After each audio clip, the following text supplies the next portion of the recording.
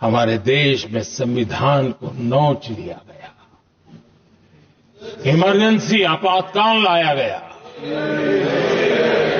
എന്ത് പറഞ്ഞാലും തുടങ്ങും അടിയന്തരാവസ്ഥ, നെഹ്റു, ഇന്ദിരാഗാന്ധി. ഇപ്പോഴത്തെ കാര്യം ഒന്നും പറയാനില്ല. ഭരണഘടനയെ കുറിച്ച് വാചാലനാവുന്ന നരേന്ദ്രമോദി. കണക്ക് നോക്കി പകരത്തിന് പകരം തീർക്കാൻ ഷൺമുഖം തീരുമാനിച്ചാൽ 4 പേർക്കും കൂടെ ഒരു കുഴി അത് വെട്ടിയിട്ടേ ഞാൻ വരൂ.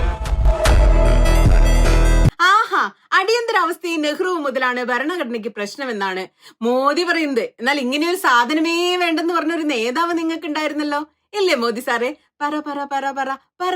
Savarkar has clearly stated that the book India is run by should be superseded by this book. Rahul Gandhi പറയുന്നു, എന്റെ ഈ പ്രസംഗം ഞാനൊരു നേതാവിനെ ഉദ്ധരിച്ചുകൊണ്ട് തുടങ്ങാൻ വേണ്ടി ആഗ്രഹിക്കുന്നു. ബിജെപിയുടെ സുപ്രീം നേതാവല്ല. ഭരണഘടനയെക്കുറിച്ച് RSS ആശയങ്ങൾക്ക് എന്താണ് പറയാനുള്ളതെന്ന് നോക്കാം. ഇന്ത്യ എങ്ങനെ ഭരിക്കണമെന്നാണ് അദ്ദേഹം ചിന്തിച്ചിരുന്നതെന്ന് നമുക്കൊന്ന് നോക്കാം. ഇന്ത്യൻ ഭരണഘടനയെ സംബന്ധിച്ച ഏറ്റവും മോശമായ കാര്യം അതിൽ ഇന്ത്യയുടേതായി ഒന്നുമില്ലെന്നുള്ളതാണ്. നമ്മുടെ ഹിന്ദു രാഷ്ട്രത്തില് വേദങ്ങൾക്ക് ശേഷം ഏറ്റവും അനുയോജ്യവും പൂജനീയവുമായ ഗ്രന്ഥം മനുസ്മൃതിയാണ്. പൗരാണിക കാലം മുതൽ നമ്മുടെ സംസ്കാരത്തിന്റെയും ആചാരങ്ങളുടെയും ചിന്താധാരയുടെയും അടിസ്ഥാനം മനുസ്മൃതിയാണ്. നൂറ്റാണ്ടുകളോളം നമ്മുടെ രാജ്യത്തിന്റെ ആത്മീയമായ യാത്രയെ അത് ക്രോഡീകരിച്ചിരിക്കുന്നു. ഇന്ന് മനുസ്മൃതിയാണ് നിയമം. ഈ വാക്കുകൾ സവർക്കറുടേതാണ്. സവർക്കർ അദ്ദേഹത്തിന്റെ എഴുത്തുകളിൽ ഇത് കൃത്യമായി വ്യക്തമാക്കിയിരിക്കുന്നു. അതായത് നമ്മുടെ ഭരണഘടനയിൽ ഒന്നും തന്നെ ഭാരതീയമായിട്ടില്ലെന്ന് അദ്ദേഹം വിശ്വസിക്കുന്നു. ഇന്ത്യയെ നയിക്കേണ്ടത് ഭരണഘടനയല്ല, മറിച്ച് മനുസ്മൃതിയാണെന്ന് അദ്ദേഹം വ്യക്തമായി പറയുന്നു. ഇതാണ് നമ്മുടെ മൊത്തത്തിലുള്ള പോരാട്ടം, ഭരണഘടനയും മനുസ്മൃതിയും തമ്മിൽ. ഇതാണ് രാഹുൽ ഗാന്ധിയുടെ പ്രസംഗത്തിലെ ഒരു ഭാഗം. नहीं, ये आपकी स्टोरी है, ये आपकी स्टोरी है. मेरी स्टोरी है कि द्रोणाचार्य ने पूछा. ഇന്ന് എനിക്കിവിടെ സംസാരിക്കാൻ അവസരം നൽകിയതിന് നന്ദി സ്പീക്കർ സാർ. എന്റെ അവസാന ചില പ്രസംഗങ്ങളിൽ ഞാൻ അഭയമുദ്ര എന്ന ആശയത്തെക്കുറിച്ച് പറഞ്ഞിരുന്നു. ഭയമില്ലായ്മ, സത്യസന്ധത, അഹിംസ എന്നിവയെ സൂചിപ്പിക്കുന്ന ആശയമാണിത്. അഭയമുദ്ര വ്യക്തമാക്കുന്നത് വിവിധ മതങ്ങളുടെ ചിത്രങ്ങൾ ഞാനിന്ന് സഭയിൽ കാണിച്ചിരുന്നു. ഏറ്റവും ദീർഘമായി എഴുതപ്പെട്ട ഭരണഘടനയാണ് നമ്മുടെ ഭരണഘടന. ഭരണഘടനയിലെ പല ആശയങ്ങളും എഴുതപ്പെട്ടിരിക്കുന്നത് നമ്മുടെ രാജ്യത്തിന്റെ കേന്ദ്ര ബിന്ദുവായ ഒരു ഫിലോസഫിയിലാണ്. നമ്മുടെ ഭരണഘടന എടുത്തു നോക്കുകയാണെങ്കിൽ നമുക്ക് അംബേദ്കറുടെയും ഗാന്ധിയുടെയും ജവഹർലാൽ നെഹ്റുവിന്റെയും സ്വരം അവിടെ കേൾക്കാനാകും. പക്ഷെ എവിടെ നിന്നാണ് ഈ ആശയങ്ങളെല്ലാം നമ്മുടെ ഭരണഘടനയിൽ വരുന്നത്? അത് വരുന്നത് നമ്മുടെ രാജ്യത്തിന്റെ ശക്തമായ പാരമ്പര്യത്തിൽ നിന്നാണ്. ശിവനിൽ നിന്ന്, ഗുരുനാനാക്കിൽ നിന്ന്, ബസവണ്ണയിൽ നിന്ന്, ബുദ്ധരിൽ നിന്ന്, മഹാവീരിൽ നിന്ന്, കബീറിൽ നിന്ന് എന്ന് വേണ്ട ഒരു പട്ടിക തന്നെ നമുക്ക് കാണാനാകും.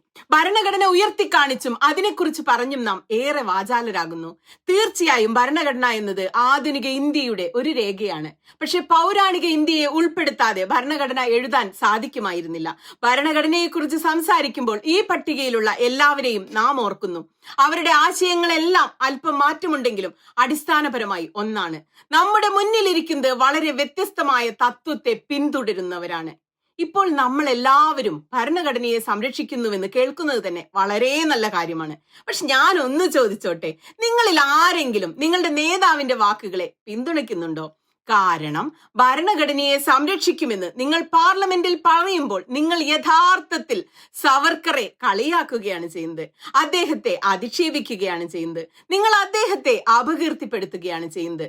സ്പീക്കർ സാർ, ഞാൻ എന്റെ ഈ പ്രസംഗത്തിൽ കുരുക്ഷേത്രത്തെക്കുറിച്ച്, യുദ്ധക്കളത്തെക്കുറിച്ചൊക്കെ മുൻപ് എന്റെ ഒരു പ്രസംഗത്തിൽ ഞാൻ പറഞ്ഞിരുന്നു. അതുപോലെ ഇന്ന് ഇന്ത്യയിലും ഒരു പോർക്കളം ഒരുങ്ങിക്കൊണ്ടിരിക്കുകയാണ്.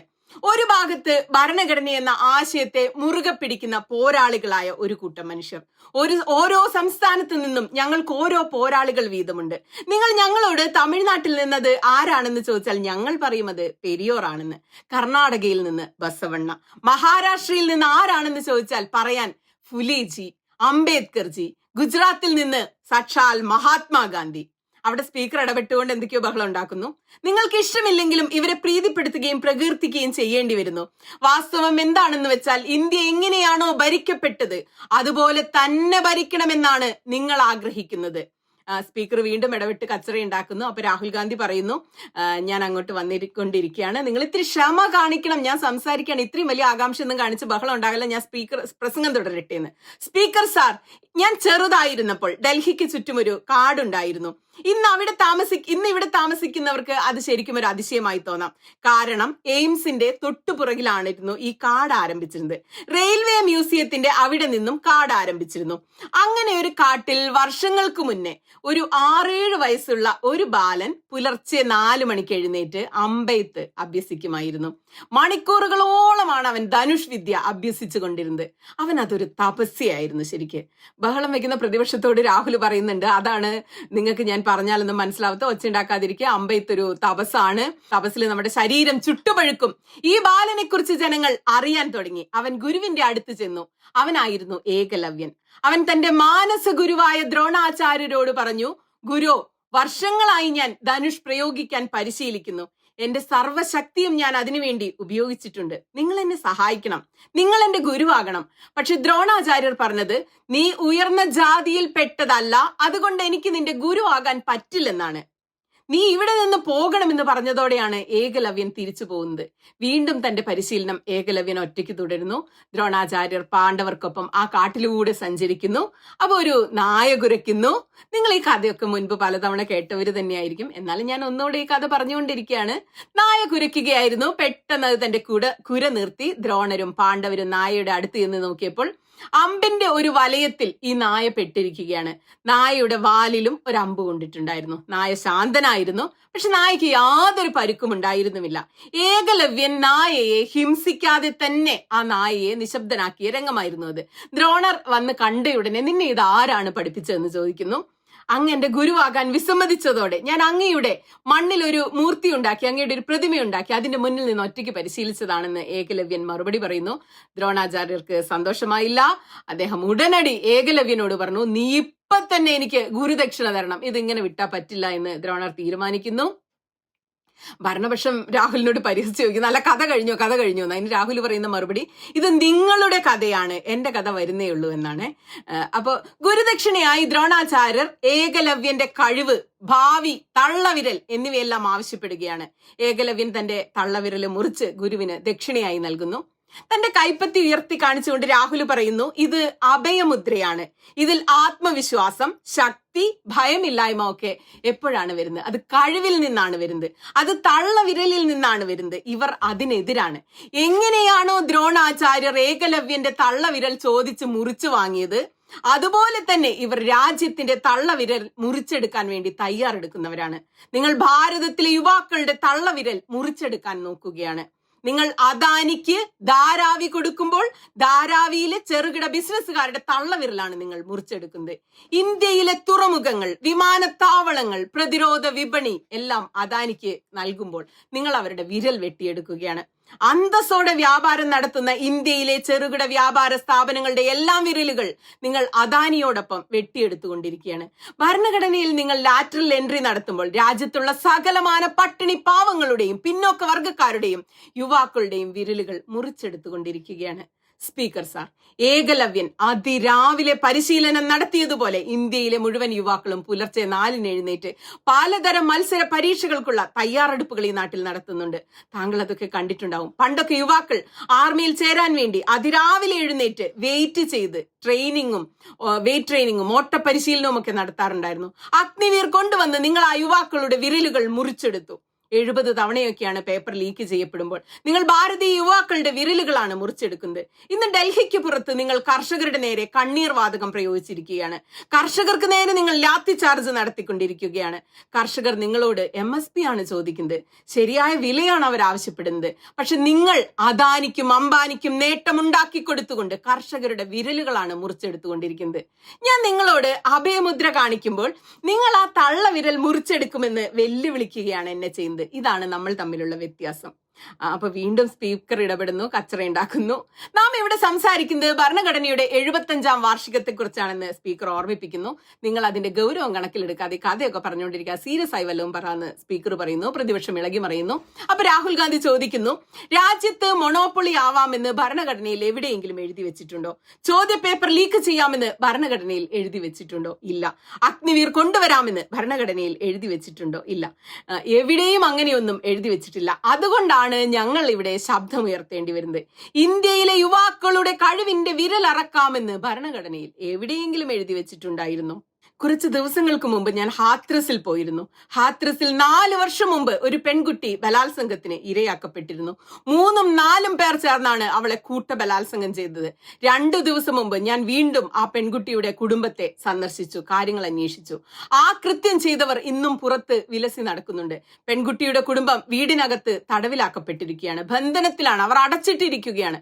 പെൺകുട്ടിയുടെ കുടുംബത്തിന് പുറത്തു പോകാൻ പോലും പറ്റുന്നില്ല. കാരണം കുറ്റവാളികളായവർ അവരെ എന്നും ഭീഷണിപ്പെടുത്തിക്കൊണ്ട് അവരുടെ ചുറ്റും കറങ്ങി നടക്കുകയാണ്. ആ പെൺകുട്ടിയുടെ അന്ത്യകർമ്മങ്ങൾ കൂടെ ചെയ്യാൻ അവരെ അനുവദിച്ചില്ലെന്നാണ് ആ കുടുംബം പറയുന്നത്. മുഖ്യമന്ത്രി ഈ വിഷയത്തിൽ മാധ്യമങ്ങളോട് പരസ്യമായിട്ട് നുണ പറയുന്ന സാഹചര്യമുണ്ടായി. ഇതൊക്കെ ഭരണഘടനയിൽ എവിടെയാണ് എഴുതി വെച്ചിട്ടുള്ളത് ഇങ്ങനെയൊക്കെ ചെയ്യാമെന്ന്? ബലാത്സംഗം ചെയ്ത കുറ്റവാളികൾക്ക് എവിടെയും കറങ്ങി നടക്കാമെന്നും റേപ്പ് ചെയ്യപ്പെട്ട പെൺകുട്ടിയുടെ കുടുംബത്തെ വീട്ടുതടങ്കലിലാക്കുന്നതും ഭരണഘടനയിൽ എവിടെയാണ് എഴുതി വെച്ചിരിക്കുന്നത്? ഇതൊക്കെ നിങ്ങളുടെ പുസ്തകമായ മനുസ്മൃതിയിൽ എഴുതി വെക്കപ്പെട്ടിട്ടുണ്ടായിരിക്കാം. പക്ഷെ നമ്മുടെ ഭരണഘടനയിൽ ഇതൊന്നും എഴുതി വെച്ചിട്ടില്ല. ഇനി നിങ്ങൾ പറയുകയാണ് UP-യിൽ ഞങ്ങളുടെ ഭരണമാണ് നടക്കുന്നതെന്ന്. അവിടെ എന്താ ഭരണഘടനയ്ക്ക് യാതൊരു വിലയുമില്ലേ? ഭരണഘടന ഇല്ലാത്ത സ്ഥലമാണോ അത്? മനുസ്മൃതിയാണോ UP-യിൽ നടപ്പാക്കുന്നത്? ആ കുടുംബം എന്നോട് പറഞ്ഞത് UP സർക്കാർ അവരെ വേറെ ഒരു ഇടത്തേക്ക് മാറ്റി അവർക്ക് വേണ്ട ഭൂമി ലഭ്യമാക്കുമെന്ന് വാഗ്ദാനം നൽകിയിട്ടുണ്ടെന്നാണ്. 4 വർഷങ്ങൾ കഴിഞ്ഞു, ഇന്നേ വരെ അവരെ പുനരധിവസിപ്പിച്ചിട്ടില്ല. പുറത്തിറങ്ങുമ്പോഴൊക്കെ കുറ്റവാളികൾ ആ കുടുംബത്തെ ഭീഷണിപ്പെടുത്തിക്കൊണ്ടിരിക്കുന്നതിന്റെ ഫോട്ടോ അടക്കം അവരെനിക്ക് തെളിവായിട്ട് കാണിച്ചു തന്നു. ഞാൻ ഈ സഭയിൽ പറയാൻ ആഗ്രഹിക്കുന്ന ഒരു പ്രധാനപ്പെട്ട കാര്യം, അംബേദ്കറിന്റെ ഭരണഘടനയിൽ വിശ്വസിക്കുന്ന ഇന്ത്യ അലയൻസിലെ അംഗങ്ങൾ ആ കുടുംബത്തിന്റെ മാറി താമസം സാധ്യമാക്കും. നിങ്ങൾക്ക് പറ്റിയില്ലെങ്കിൽ സർക്കാർ പരാജയപ്പെടുന്നിടത്ത് ഞങ്ങളത് നടപ്പാക്കും. ഇന്ത്യയിലെ എല്ലാ പട്ടിണി പാവങ്ങളോടും ഞങ്ങൾ ഇത് പറയാൻ ആഗ്രഹിക്കുന്നു. ഭരണഘടന നിങ്ങളെ സംരക്ഷിക്കും. പക്ഷെ BJP-യുടെ ആളുകൾ 24 മണിക്കൂറും ഭരണഘടനയെ ആക്രമിച്ചുകൊണ്ടിരിക്കുകയാണ്. ഭരണഘടനയിൽ എഴുതി വെച്ചിട്ടുണ്ട്, മതത്തിന്റെയോ വർഗത്തിന്റെയോ ജാതിയുടെയോ ലിംഗത്തിന്റെയോ ജനിച്ച സ്ഥലത്തിന്റെയോ പേരിൽ വിവേചനമോ മാറ്റി നിർത്തലോ അരുതെന്ന്. കുറച്ചുനാൾ മുമ്പ് സമ്പലിൽ നിന്ന് കുറച്ച് യുവാക്കൾ എന്നെ കാണാൻ വേണ്ടി വന്നിരുന്നു. സമ്പലിലെ യുവാക്കൾ അവരൊന്നും തന്നെ ചെയ്തിട്ടില്ല, പക്ഷെ അവരെ വെടിവെച്ചു കൊല്ലുകയായിരുന്നു. പരിസരവാസികളായ 5 പേരെയാണ് പോലീസ് വെടിവെച്ചു കൊന്നത്. ഇതൊക്കെ ഭരണഘടനയിൽ എവിടെയാണ് എഴുതി വെച്ചിട്ടുള്ളത്? നിങ്ങൾ എവിടെ പോയാലും ഒരു മതത്തെ മറ്റൊരു മതവുമായി പോരടിപ്പിക്കുന്നു, വിദ്വേഷവും വെറുപ്പും പടർത്തുന്നു. ഒരു മതത്തെ മറ്റൊരു മതവുമായി പോരടിപ്പിക്കണമെന്ന് ഭരണഘടനയിൽ എവിടെയാണ് എഴുതി വെച്ചിരിക്കുന്നത്? ഒരു ദളിത് കുടുംബത്തെ വീട്ടുതടങ്കലിലാക്കി അവരുടെ അപരാധികളെ പുറത്തുമേയാൻ വിടണമെന്ന് ഭരണഘടനയിൽ എവിടെയാണ് എഴുതി വെച്ചിരിക്കുന്നത്? ഇതൊക്കെ എഴുതിയിരിക്കുന്ന ഭരണഘടനയൊന്ന് നിങ്ങൾ കാണിച്ചു തരൂ സ്പീക്കർ സാർ. ഞങ്ങളുടെ ഇന്ത്യ സഖ്യത്തിന്റെ വിചാരധാര എന്ന് പറയുന്നത് രാജ്യത്ത് ഭരണഘടന നടപ്പാക്കണമെന്നാണ്. ഞങ്ങളെല്ലാം ചേർന്ന് ഭരണഘടനയെ രക്ഷിക്കാനുള്ള ശ്രമത്തിലാണ്. അംബേദ്കർ പറഞ്ഞിട്ടുണ്ട്, പൊളിറ്റിക്കൽ സമത്വം ഉണ്ടായിരിക്കുകയും എന്നാൽ സാമൂഹികവും സാമ്പത്തികവുമായ തുല്യത ഇല്ലാതെ ഇരിക്കുകയും ചെയ്യുമ്പോൾ പൊളിറ്റിക്കൽ സമത്വം തകർക്കപ്പെടുമെന്ന്. ഇത് അംബേദ്കർ പറഞ്ഞതാണ്. ഇന്ന് ഇക്കാര്യം എല്ലാവരുടെയും മുന്നിൽ പകൽ വെളിച്ചം പോലെ നിൽക്കുന്നുണ്ട്. രാഷ്ട്രീയ സമത്വം ഇല്ലാതായിക്കൊണ്ടിരിക്കുകയാണ്. ഇന്ത്യയുടെ എല്ലാ സ്ഥാപനങ്ങളും പിടിച്ചെടുക്കപ്പെട്ടു. സാമൂഹിക സമത്വമില്ല, സാമ്പത്തിക തുല്യത ഇല്ല. അതുകൊണ്ട് ഞങ്ങളുടെ അടുത്ത് ഞങ്ങൾ ജാതി സെൻസസ് നടപ്പാക്കിയിരിക്കും. ആരുടെയൊക്കെ വിരലുകളാണ് മുറിച്ചെടുത്തിരിക്കുന്നതെന്ന് ലോകത്തെ കാണിക്കാൻ വേണ്ടി ഞങ്ങൾ ആഗ്രഹിക്കുന്നു. ദളിതുകളെയും ആദിവാസികളെയും പിന്നോക്കക്കാരെയും കർഷകരെയും തൊഴിലാളികളെയും ഞങ്ങൾ കാണിക്കാൻ ആഗ്രഹിക്കുന്നത് നിങ്ങൾ ആരുടെയൊക്കെ വിരലുകൾ അറുത്തു മാറ്റിയിട്ടുണ്ടെന്നുള്ള യാഥാർത്ഥ്യമാണ്. അതുകൊണ്ട് ഞങ്ങൾ വാഗ്ദാനം ചെയ്തതുപോലെ തന്നെ ഈ പാർലമെന്റിൽ തന്നെ ഞങ്ങൾ ജാതി സെൻസസ് കൊണ്ടുവരും. അതിനുശേഷം ഇന്ത്യയിൽ പുതിയൊരു വികസനമാണ് സംഭവിക്കാൻ പോകുന്നത്. പുതിയ തരത്തിലുള്ള ഒരു രാഷ്ട്രീയമായിരിക്കും പിന്നെ ഈ രാജ്യത്തുണ്ടാവുക. നിങ്ങൾക്ക് ഇഷ്ടപ്പെടില്ല, പക്ഷേ 50% എന്ന സംവരണത്തിന്റെ മതിലുകൾ നാം ഇവിടെ തകർക്കും. പിന്നെ ജാതി സെൻസസ് അത് ഞങ്ങൾ ഇവിടെ കാണിച്ചു തരാം. ചെയ്യാൻ പറ്റുന്നത് എന്താണെന്ന് വെച്ചാൽ നിങ്ങൾ ചെയ്തുകൊള്ളൂ. സ്പീക്കർ സാർ വളരെയധികം നന്ദി എന്ന് പറഞ്ഞുകൊണ്ടാണ് രാഹുൽ പ്രസംഗം അവസാനിപ്പിക്കുന്നത്. ഇതിൽ മിക്കവാറും കാര്യങ്ങളൊക്കെ രാഹുൽ മുമ്പും പ്രസംഗിച്ചിട്ടുള്ളത് തന്നെയാണ്. വലിയ പുതിയ കാര്യമൊന്നും പറഞ്ഞിട്ടില്ല. പുതിയ കാര്യം ഈ ഏകലവ്യന്റെ കഥ ചേർത്തിട്ട് യുവാക്കളുടെയും നമ്മളുടെയും ഒക്കെ വിരലറുക്കുന്നു എന്നുള്ള ഒരു ഉപമ കൊണ്ടുവന്ന് അതിലേക്ക് ഈ കാര്യങ്ങളൊക്കെ കണക്ട് ചെയ്തു. മുൻപ് സംസാരിച്ചിട്ടുള്ള കാര്യങ്ങൾ തന്നെയാണ് രാഹുൽ ഇതിലും പറഞ്ഞത്. ഒരു പ്രധാനപ്പെട്ട കാര്യം സവർക്കറെ വീണ്ടും എടുത്ത് പാർലമെന്റിൽ കൊണ്ടുവന്നു എന്നാണ്. സവർക്കർക്കെതിരെ രാഹുൽ ഗാന്ധി പാർലമെന്റിന് പുറത്ത് പറഞ്ഞ പല വിഷയങ്ങളും രാഹുൽ ഗാന്ധി കേസ് നേരിട്ടുകൊണ്ടിരിക്കുകയാണ്. പല കോടതികളിലും അതിന്റെ വിചാരണയും കേസും വിളികളും ഒക്കെ നടക്കുന്നുണ്ട്. ആ സമയത്താണ് രാഹുൽ ഗാന്ധി പാർലമെന്റിൽ വന്ന് വീണ്ടും സവർക്കറെ കുറിച്ച് പറഞ്ഞുകൊണ്ട് ഭരണഘടന എടുത്ത് ഉയർത്തിക്കാട്ടി വെല്ലുവിളിക്കുന്ന എന്നൊരു പ്രത്യേകതയാണ് ഈ പ്രസംഗത്തിനുള്ളത്.